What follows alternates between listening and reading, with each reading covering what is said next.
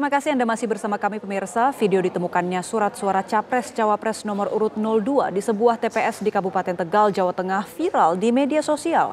Hingga saat ini Bawaslu masih menyelidiki apakah surat suara memang sudah tercoblos ataukah ada unsur kesengajaan dari pemilih.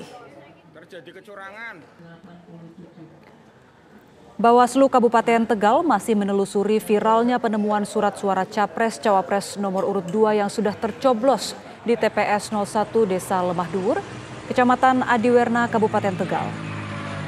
Bawaslu juga telah mengutus Panwascam untuk menelusuri apakah surat suara sudah tercoblos sebelum proses pencoblosan atau adakah unsur kesengajaan dari pemilih tersebut. Nantinya, jika ditemukan unsur kesengajaan yang dilakukan oleh pemilih, maka Bawaslu akan berkoordinasi dengan Kejaksaan dan Kepolisian untuk memberikan sanksi pidana sesuai ketentuan hukum yang berlaku. Pihak pemilih juga telah dimintai keterangan oleh kepolisian mengenai penemuan surat suara tercoblos ini.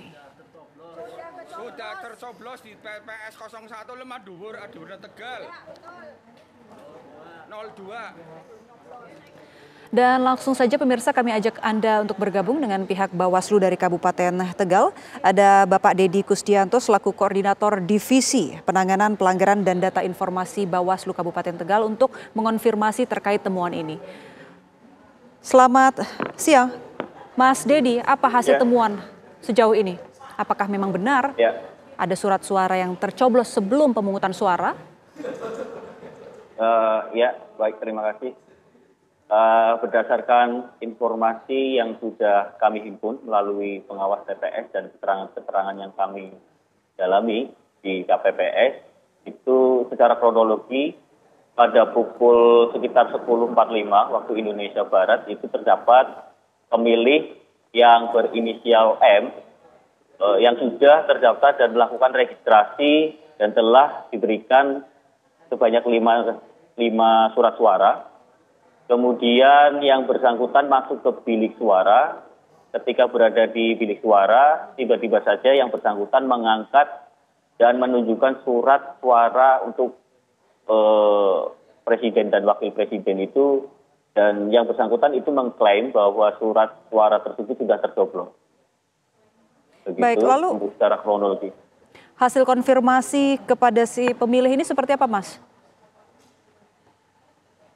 Untuk yang pemilih, sementara ini kan masih dalam pendalaman ya, penelusuran ya. Karena yang kami himpun, informasi di lapangan itu pada waktu kejadian yang bersangkutan kan mengklaim bahwa ini terjadi kecurangan. Begitu. Oke, ini apakah memang hanya satu surat suara atau ada temuan lainnya? Atau mungkin juga dari TPS lain di Kabupaten Tegal? Sementara ini yang kami himpun informasinya baru satu saja. Baik, satu surat di Kabupaten Tegal. Oke, langkah selanjutnya yang akan dilakukan pihak Bawaslu Kabupaten seperti apa, Mas? Itu setelah kami mengutus untuk teman-teman Panwaslu Kecamatan itu melakukan pendalaman penelusuran, selanjutnya kita dari Bawaslu Kabupaten Tegal akan mengambil alih apabila memang di situ memang terdapat dugaan pelanggaran khususnya pidana pemilu. Baik, terima kasih Mas Dedi Kusdianto selaku Koordinator Divisi Penanganan Pelanggaran dan Data Informasi Bawaslu Kabupaten Tegal atas waktu dan informasinya. Dan kami juga akan ajak Anda pemirsa untuk mengonfirmasi, untuk mengetahui lebih lanjut mengenai temuan ini, karena temuan ini juga tidak hanya terjadi di Tegal, tetapi juga ada di sejumlah daerah. Langsung kami ajak Anda kembali untuk berbincang dengan Komisioner KPU RI, Mas Idam Holik. Masih tersambung bersama kami, Mas Idam. Masih Mbak, standby. Oke, siap. Ada kegiatan Mantap. lain yang harus. Mas Idam, tadi ada laporan dari Bawaslu Kabupaten Tegal, sebelumnya juga ada berita dari sejumlah daerah lainnya bahwa ada surat suara yang diklaim sudah tercoblos sebelum adanya pemungutan suara. Bagaimana tanggapan KPU? Kemarin kami telah konfirmasi kepada rekan KPU di sana ya, di Tegal ya, bahwa hal tersebut itu diindikasi kuat adalah surat suara yang rusak. Ya, tetapi memang dalam hal ini kami sampaikan mohon lakukan pendalaman. Apakah itu surat suara yang rusak atau ada oknum yang mencoblos ya. Jika memang betul itu adalah surat suara yang rusak, artinya ini adalah human error ya karena proses produksi. Tapi kalau itu ada pihak yang melakukan dengan sengaja mencoblos surat suara tersebut, maka segera koordinasikan ini ke Bawaslu karena ini adalah tindak pidana pemilu. Berkenaan dengan surat suara yang tadi yang diduga dicoblos tersebut, kami sampaikan pada waktu itu agar pemilih berhak mendapatkan pengganti surat suara yang utuh ya sehingga pemilih dapat menggunakan suaranya di bilik suara. Baik. Ini artinya memang KPU bisa konfirmasi bahwa seluruh temuan ini karena surat suara rusak? Di daerah lain mana, Mas, selain di Tegal mungkin laporan yang diterima KPU? Belum lama viral di daerah Garut. Dengan situasi dengan isu yang sama. Setelah KPU lakukan pengecekan itu adalah surat suara yang rusak dan Bawaslu dapat memahami di Garut ya. Dan ada di beberapa tempat yang lain, tapi tentunya karena kasus di Tegal ini sedang ditangani oleh Bawaslu, kami menghormati proses ini karena memang ini adalah kewenangan atributif dari Bawaslu. Kita tunggu putusan Bawaslu terhadap permasalahan ini. Baik Mas Idam, kami juga akan dengarkan pendapat dari Mbak Elina Ciptadi dari Kawal Pemilu. Mungkin di Kawal Pemilu apakah ada fitur ataupun fasilitas yang bisa dimanfaatkan oleh masyarakat untuk melaporkan kejadian seperti ini, Mbak? Dari kami nggak ada. Kami fokus pada penghitungan suara tabulasi dari form C hasil yang diupload oleh publik. Jadi memang kami ini single use case. Sudah ada yang lewat Twitter, lewat DM atau apa itu mereka mengontak kami untuk hal-hal yang di luar itu. Dan untuk yang seperti itu kami sarankan mereka untuk pergi untuk melaporkannya itu ke KPU atau ke Bawaslu sebagai pihak yang berwenang untuk untuk menginvestigasi dan kemudian membuat langkah-langkah koreksi itu. Jadi bukan di kami. Oke, baik Mbak Elina, terima kasih Mbak. Oke, saya juga akan minta tanggapan dari Mas Tama. Mungkin ini nggak ada kaitannya dengan sistem informasi, tapi mungkin ada tanggapan. Iya, kalau kayak gitu berapa sih? 1, 2 gitu. Nggak ada artinya sebenarnya gitu. Kalau kita lihat ya, mungkin suaranya rusak gitu, atau mungkin si orang itu udah nyoblos dia bilang untuk bikin gaduh gitu, ya kan?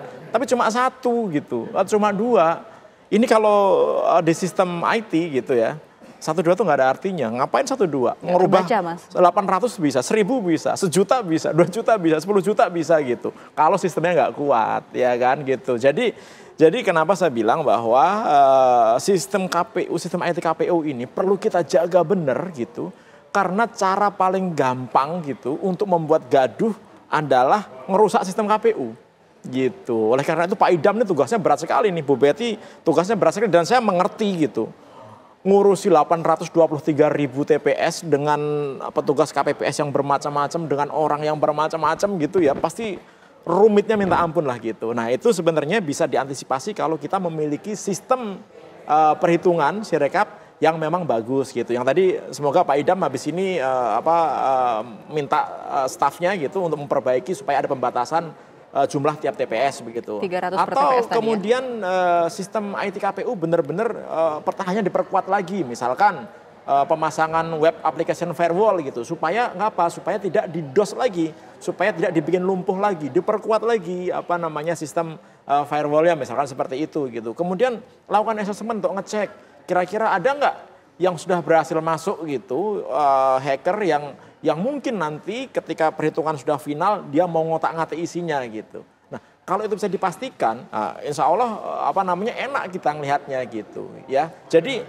bukan KPU tadi Pak Idam sudah menyampaikan dengan baik bahwa KPU ini transparan gitu, mau menginformasikan yang sebenar-benar kepada masyarakat gitu, itu patut kita apresiasi, benar gitu. Tetapi ada orang-orang lain di luar sana gitu, yang dia punya kekuatan gitu, punya kemampuan, yang dia bisa melakukan rekayasa terhadap sistem ketika dia bisa melakukan penetrasi terhadap sistem IT. Dan ini bukan hanya terjadi di Indonesia, terjadi di semua, bukan di semua, banyak negara gitu, yang pemilunya itu berantakan gara-gara hasilnya gitu diserang oleh hacker kemudian direkayasa isinya gitu. Ada beberapa negara yang akhirnya bermasalah gitu ya kan. Nah, oleh karena itu jangan sampai kita juga mengalami hal ini gitu. Oleh karena itu kenapa penting bagi kita gitu untuk percaya bahwa KPU bisa mengamankan sistemnya dengan baik gitu. Kalau KPU bisa mengamankan sistemnya dengan baik, membuat aplikasi yang baik begitu ya gitu, yang meminimalisir gitu sampai saya susah ngomongnya gitu, kesalahan-kesalahan input, kesalahan-kesalahan baca itu tentu akan lebih bagus gitu. Tentu kita akan lebih bersyukur seperti yang diomongkan oleh Pak Ketua KPU kemarin. Nah ini ada hal-hal yang sebenarnya simple gitu bisa dilakukan oleh KPU dan itu bisa memperkuat sistem yang ada di KPU. Gitu. Oke, ini yang saya tangkap bahwa sistem IT dari Sirekap ini adalah hal yang begitu serius dan penting harus diperbaiki oleh KPU dan tadi sejumlah masukan juga sudah Mas Tama sampaikan. Terima kasih Mas Tama.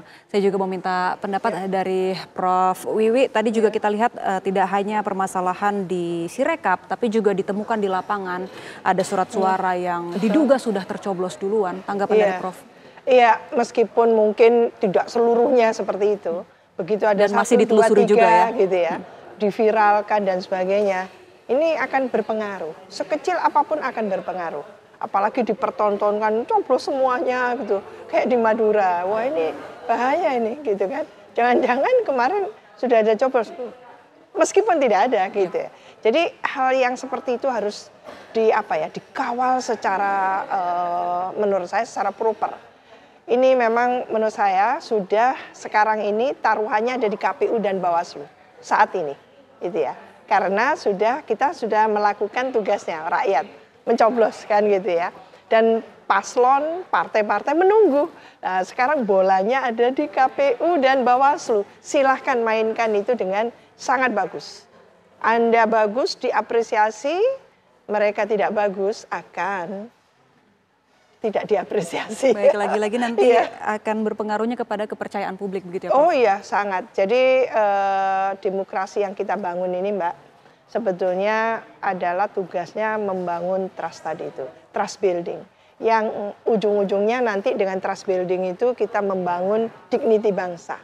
Jadi peradaban gitu ya. Jadi peradaban itu nanti kalau masyarakat Indonesia masuk ke jenjang membangun peradaban, tidak ada vote buying Mbak. Vote buying itu penghinaan sebetulnya Mbak. Serius itu. Penghinaan terhadap the needy atau masyarakat yang tidak beruntung secara ekonomi dan sekaligus secara pendidikan. Ini yang harus kita putus. Jangan bangga kita masyarakat dikasih uang receh dalam pemilu gitu ya. Ini sebenarnya menistakan kita. Baik. Maka kalau kita sudah beradab gitu ya, sudah punya keadaban yang bagus, peradaban kita tinggi, tidak ada itu uang receh dikasih ke kita, pastinya.